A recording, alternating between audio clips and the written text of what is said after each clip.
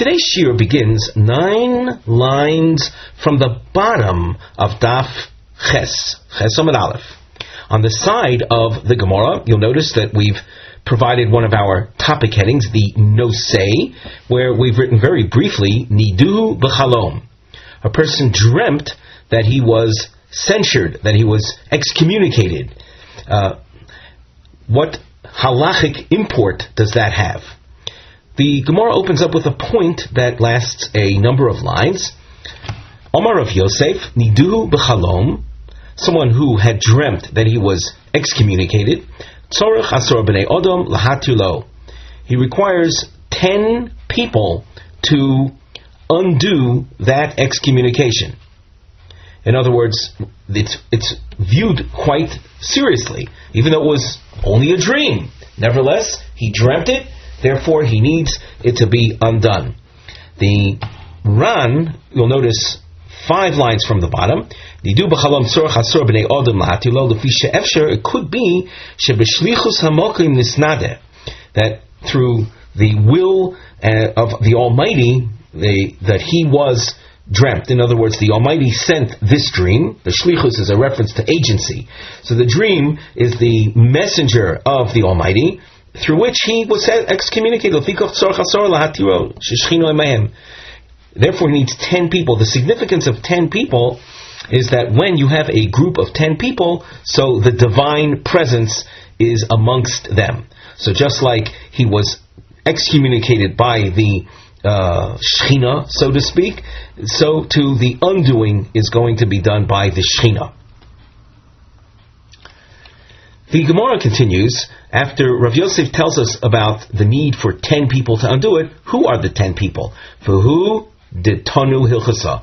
This is so provided they are people that learn Gemara. Avol Masnu Velo Tanu Lo. If they are people that have learned Mishnayos and not Gemara, then they're not qualified.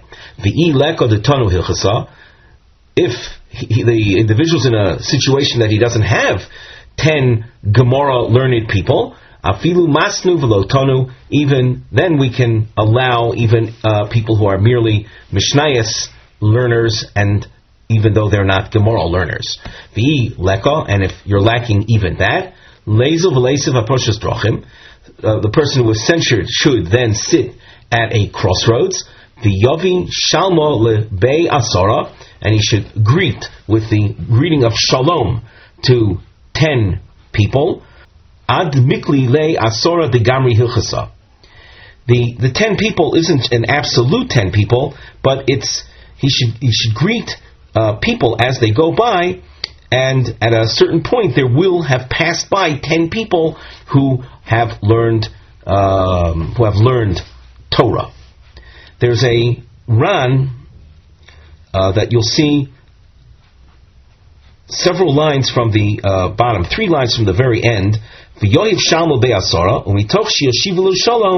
And in the meantime, when they are answering him shalom, so yaginu alav mina yisurin, that will protect him in the interim ad demiklein le asora, until a situation of 10 people that have been Torah learners have passed by.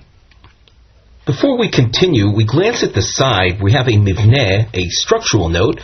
You'll see a trapezoid or volcano shape that appears. This highlights Rav Ashi's name, where he's Meishiv Mispor She'elos. He answers a number of questions be'inin HaToras, Nidui or Neder, the releasing of a person from the Nidui, from the excommunication, or absolving vows. So our Gemara continues. Amar le Ravina le Ravashi. Yoda man shamte mahu delishri le. Let us say we have a person that had a dream, and in the dream he saw someone put him into chirem, had excommunicated him. Can he go to that person in real life to have the shamta, the excommunication, reversed? Omar le, Rav Ashi answers, l'shmute shavye shaliach, l'mishrile lo shavya shaliach.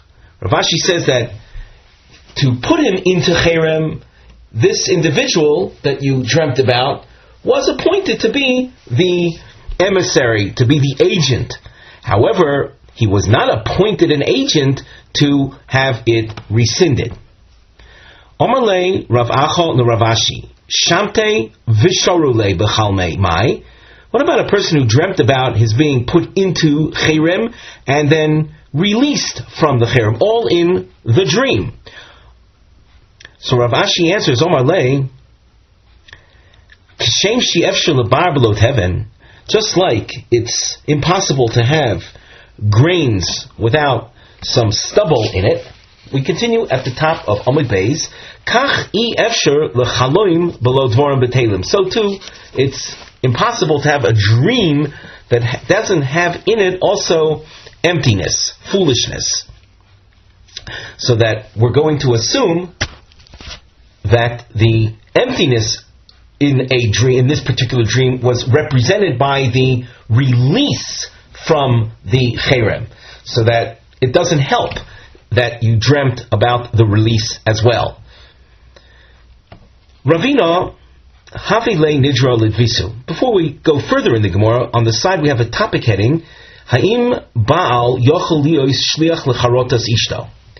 Can a husband serve as an agent to report one's wife's regret concerning a vow? In general, if a person wants a vow to be rescinded, he has the option of going to a scholar, a Torah scholar, and describing the situation that they're in now, and that they regret having made the vow. That's called charota, expression of regret.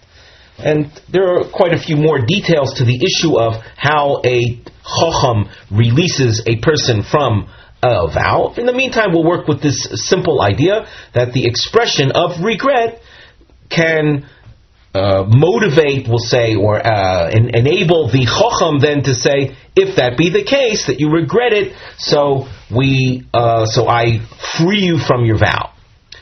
Can a husband serve as the agent for his wife? The wife had taken the vow. Can the husband go to the chacham on her behalf and tell the chacham her story? So the Gemara features Ravina happened to have had a wife that had vowed.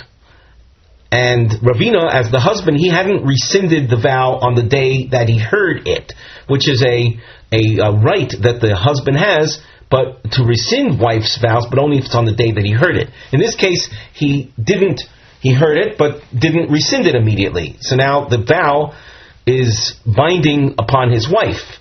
The only other option now is to approach a chacham. Can the husband do that? Also, the Kamei de Rav Ashi, so Ravina approached Rav Ashi. Amalei, Ravina asks, Baal Mashi Yasa Shliach Lecharotas Ishto. Can a husband serve as the agent, a shliach as an agent to express the wife's regret over the vow? Omar Le, so Rav Ashi answers with an answer that qualifies matters. I mechanfin in. If mechanfin means gathered together, to have a vow rescinded, so you have to have a group of three. Rashi says, if the three experts are gathered together, namely the husband didn't have to go out of his way to gather them. They were already there. So then the husband can function as the wife's agent for the release from the vow. However, if they're not gathered, but rather the husband has to trouble himself to gather them, then the husband cannot function as the shliach. There's a commentary offered by the Rosh that we'll see in the beginning of the wide lines of the Rosh, the third of the wide lines of the Rosh commentary. Amalei, I mechanfi in v'iloi lo mechanfi then lo. Imotzen mechunosim v'oimdin nasa shliach. If the husband found the people that would rescind the vow, already there without his having to trouble to put them together, he can be the agent. Avol kan finhu ihu l'shem kach lo. If the husband had to do it himself to get them together, then no. Why? Di'iko lemechash, there is room to suspect. Mitoch shetorach lechanfon sheyosef ala charota she'omru lo ishto. Since he had to trouble himself to get together, he might exaggerate. He might say more than the actual regret of his wife. And that then won't reflect an accurate picture of her situation, because he's exaggerating matters, and therefore we can't rely on him to serve as the agent in that case.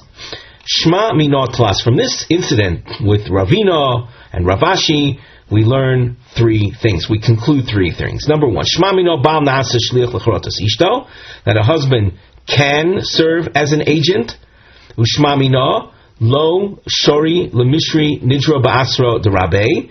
We also learn that it's not proper for a person to participate in the releasing of a vow in the town where that individual's rabbi is found. Ravina was a type of student of Ravashi, and you see that Ravina did not function whatsoever as part of a group of people that would rescind the vow of his wife. And from this we conclude that when you're in the locale of your rabbi, it's not proper, it's the wrong thing to function in this capacity. Ushma mino ki mechanfen shapir domi.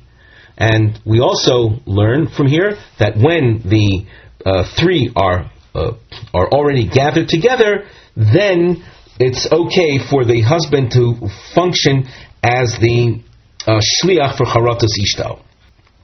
V'shamta afilu b'asur d'rabei. Now here, that's a very brief statement, but the Rosh fills in the missing ideas. We take a look at the Rosh, little less than halfway down the wide lines of the Rosh. V'shamta afilu b'asur d'rabei. That means a student, if he is in the position to, or he's under circumstances where someone deserves being put into excommunication, even though this individual is in the locale of his Rav, the Rosh says, the Kaimel Perakadori Moevi Kichovim, the Talmud Menade B'fnei HaRav B'mokim Sheshchilu Hashem.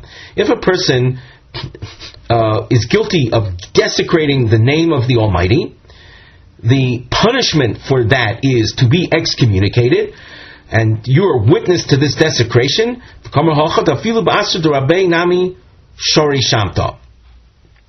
So, in the case of a Talmud who needed to put someone into cherem, we're also learning, and the Rosh explains, that a student can also undo the cherem in the town of his Rav. Because we don't want to delay this state of cursedness upon a person until the individual, the offender, would get to the teacher, the Rav of this individual. So there are two things that we learn from this.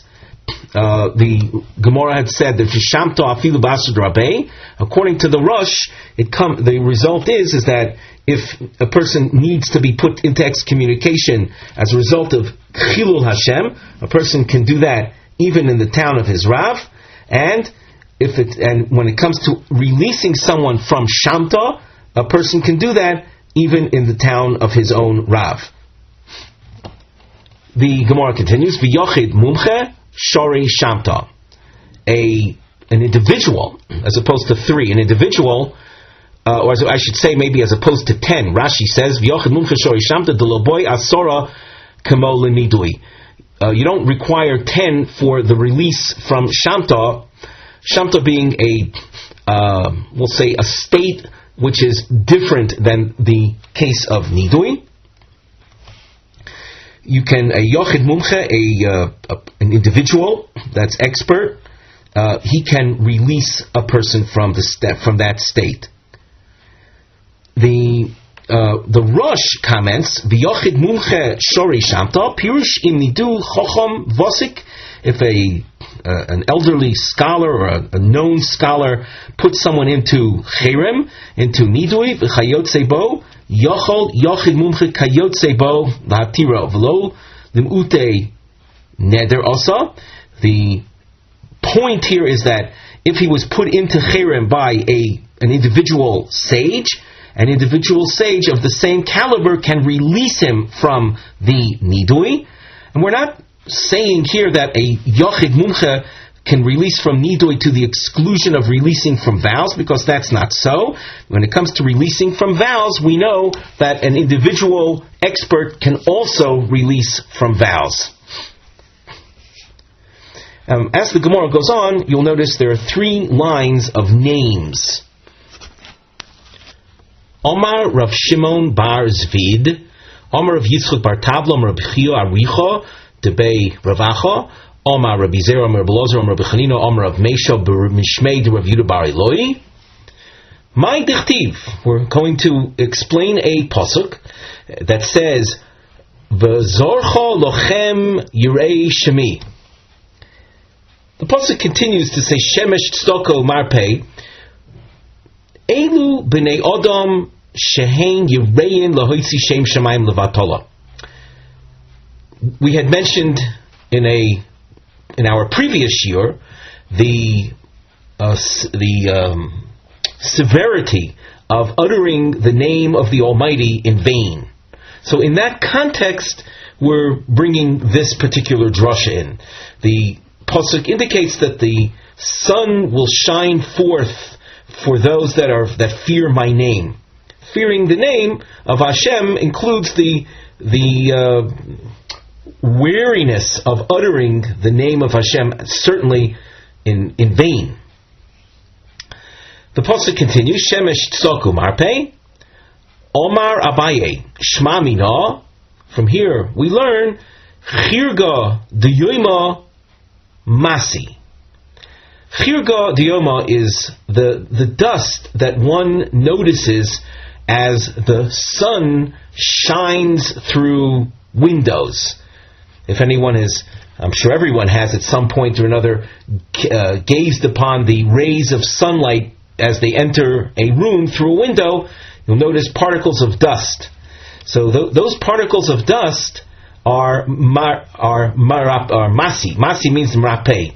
They are of a healthful nature.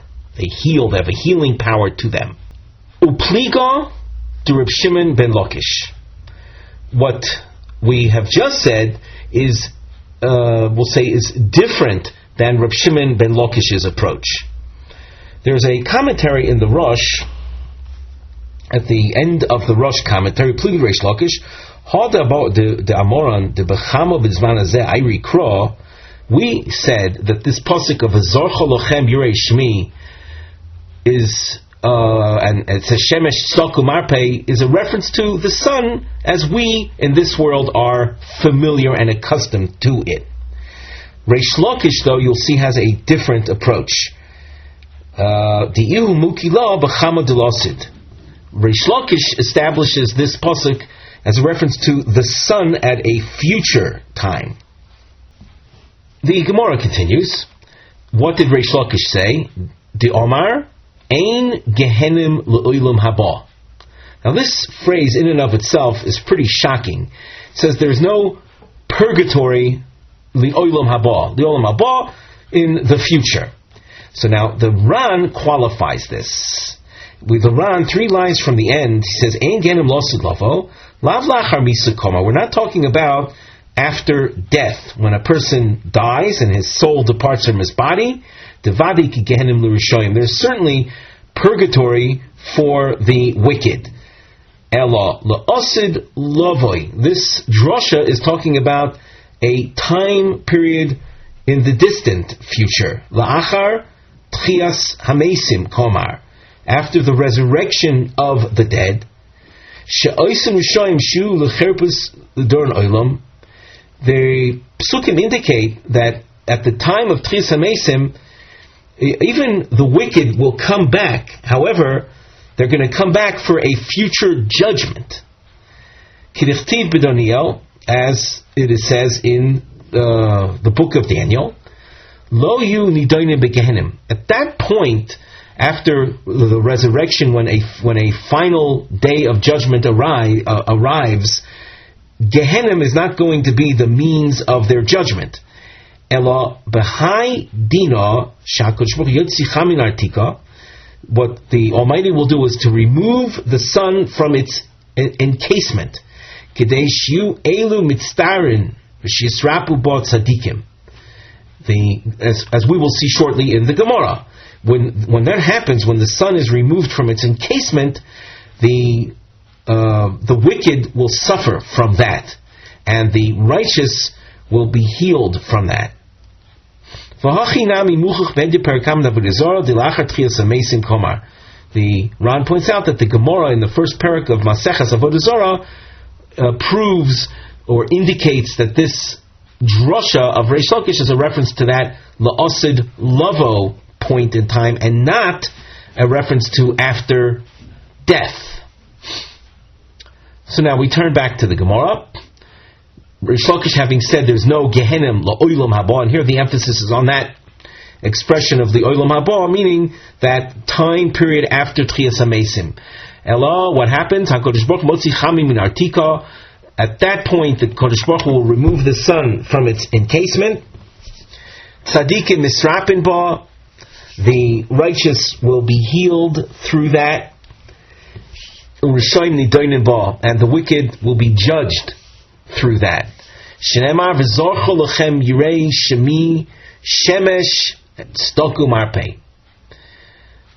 V'lo od. Elo shemis adnin ba. The righteous are not only healed, but they're also rejuvenated. Shenemar v'yotzosem ufishtem ke'eglei marbeik. You'll notice that this pasuk happens to come from book of Malachi, Perek Gimel. The pasuk that we started this drasha with, V'zoch lochem yirei shemi, is Perek Gimel pasuk Chof, and this is a continuation of that.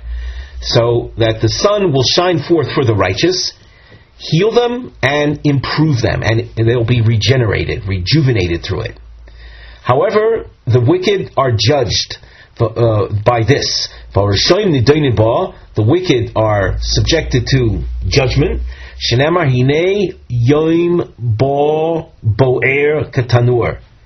And there's a continuation right under the Gemara text. The pasuk said so far that there is a day that is going to come where the heat is burning like an oven. And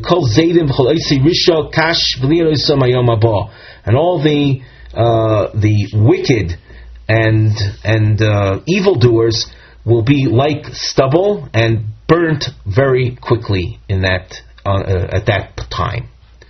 Mirza Hashem, though, we're awaiting. As of this recording, we're still waiting for the Moshiach to come and bring the Geula to Gans Klal Yisrael and to the Olam Kuloi. With that, we conclude our shiur for today.